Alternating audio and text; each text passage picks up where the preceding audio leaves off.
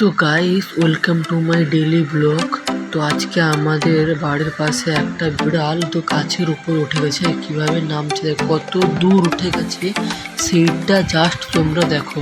এবার দেখে তোমরা বুঝতে পারবে। হ্যাঁ, তো এবার জাস্ট একটু আছে উপর, এত উপর উঠে গেছে মানে বুঝতে পারবে না তোমরা, মানে অনেকটা দূর চলে গেছে।